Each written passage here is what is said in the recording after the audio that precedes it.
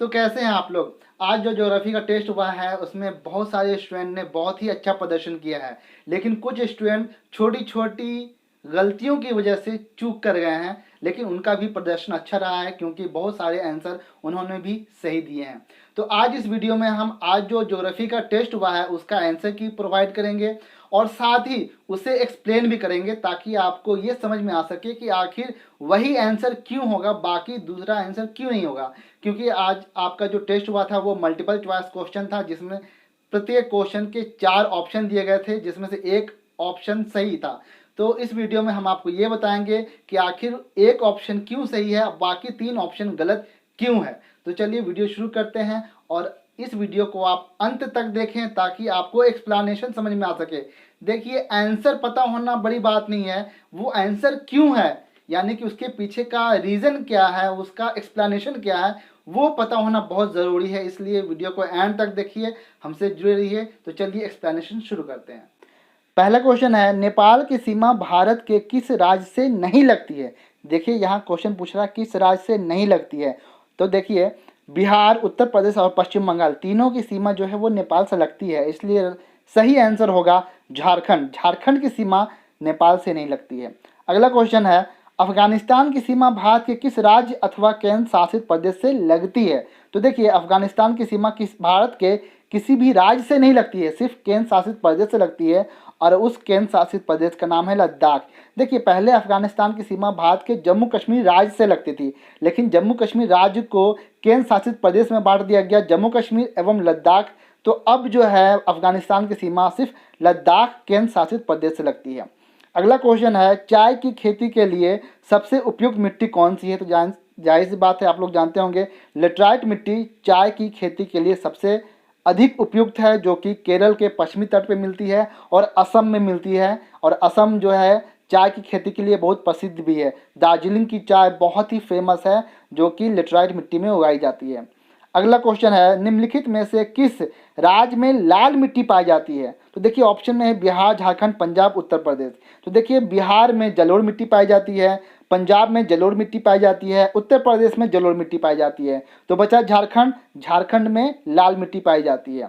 अगला क्वेश्चन है, तमिलनाडु के पूर्वी तट पर कौन सी मिट्टी पाई जाती है। ध्यान रखिएगा, तमिलनाडु में कौन सी मिट्टी पाई जाती है, क्वेश्चन ये नहीं है पूर्वी तट पे कौन सी मिट्टी पाई जाती है। तो देखिए, पूर्वी तट पर डेल्टा का क्षेत्र होता है और डेल्टा का क्षेत्र जो है वो जलोढ़ मिट्टी का होता है, इसलिए तमिलनाडु के पूर्वी तट पर जलोढ़ मिट्टी पाई जाती है, ना कि काली मिट्टी, ना कि लाल मिट्टी और ना ही मरुस्थलीय मिट्टी। अगला क्वेश्चन है, रेगुर मिट्टी किसे कहते हैं। तो देखिए, काली मिट्टी को ही रेगुर मिट्टी कहते हैं, जो कि कपास के लिए सबसे अधिक उपयोगी है, इसलिए इसका सही आंसर होगा काली मिट्टी। अगला क्वेश्चन है, हिमाचल प्रदेश में कौन सी मिट्टी पाई जाती है। तो देखिए, हिमाचल प्रदेश जो है वो पर्वतीय क्षेत्र है, तो पर्वतीय क्षेत्र में पर्वतीय मिट्टी पाई जाएगी, इसलिए इसका सही आंसर होगा पर्वतीय मिट्टी। क्योंकि देखिए, मरुस्थलीय मिट्टी राजस्थान में है, जलोढ़ मिट्टी तो आपका पंजाब, उत्तर प्रदेश, बिहार, पश्चिम बंगाल के क्षेत्र में है, काली मिट्टी तो महाराष्ट्र और मध्य प्रदेश के क्षेत्र में है, इसलिए हिमाचल प्रदेश में पर्वतीय मिट्टी पाई जाती है। अगला क्वेश्चन है, विंध्या पर्वत भारत के किस राज्य में स्थित है। तो देखिए, विंध्या पर्वत को विंध्याचल पर्वत भी कहते हैं और यह भारत के एकदम मध्य में है और मध्य में मध्य प्रदेश है, तो इसका सही आंसर होगा मध्य प्रदेश। अगला क्वेश्चन है, गारो, खासी एवं जयंतिया पहाड़ी भारत के किस राज्य में स्थित है। तो देखिए, गारो, खासी, जयंतिया पहाड़ी जो है भारत के मेघालय में स्थित है।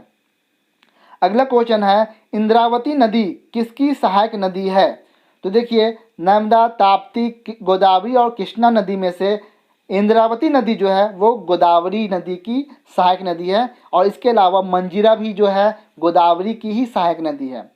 अगला क्वेश्चन है, चंबल नदी किसकी सहायक नदी है। तो देखिए, चंबल, सिंध, बेतवा और केन नदी, ये जो चारों नदी है वो यमुना की सहायक नदी है और यमुना गंगा की सहायक नदी है।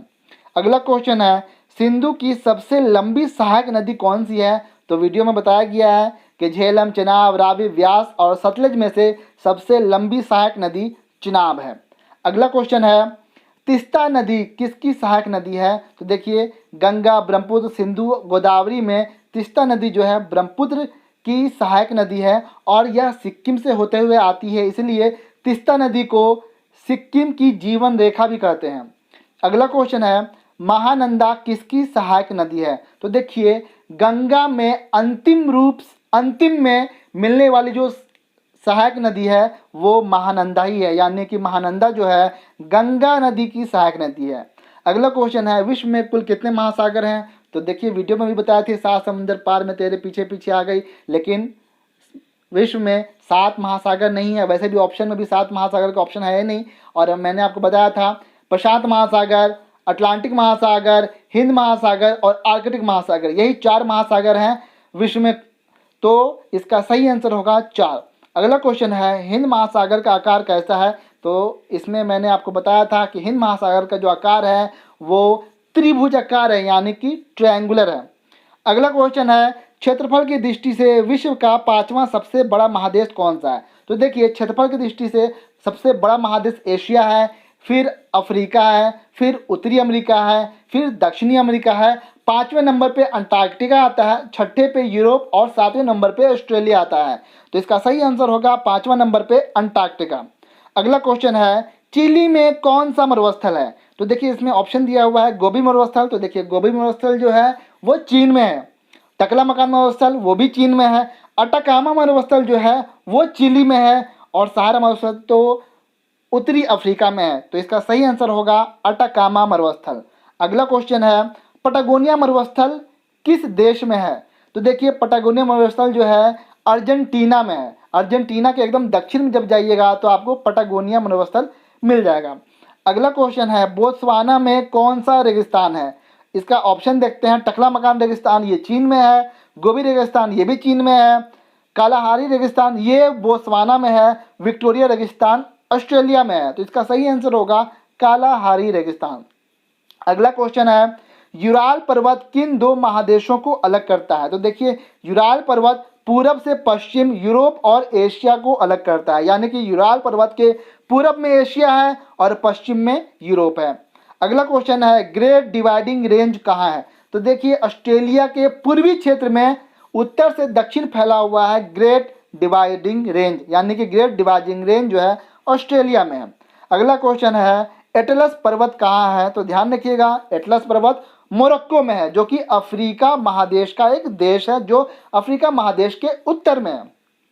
अगला क्वेश्चन है, रॉकी पर्वत कहाँ है? तो देखिए रॉकी पर्वत यूएसए और कनाडा में स्थित है, और आपको पता होगा यूएसए और कनाडा जो है उत्तरी अमेरिका महादेश का देश है, तो रॉकी पर्वत उत्तरी अमेरिका महादेश में है। और लास्ट क्वेश्चन है, अल्प्स पर्वत कहाँ है? तो देखिए जिस तरह से भारत के उत्तर में हिमालय है, उसी तरह से इटली के उत्तर में अल्प्स पर्वत है।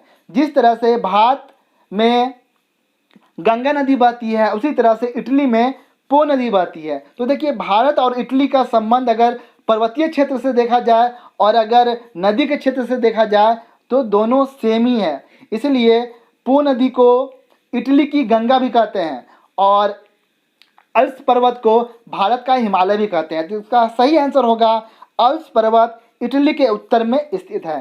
तो आई थिंक आपको ये एक्सप्लेनेशन समझ में आया होगा। अगर फिर भी कोई भी डाउट है तो आप कमेंट करके हमसे पूछें, हम उसका जवाब जरूर देंगे। Best of luck, thank you so much.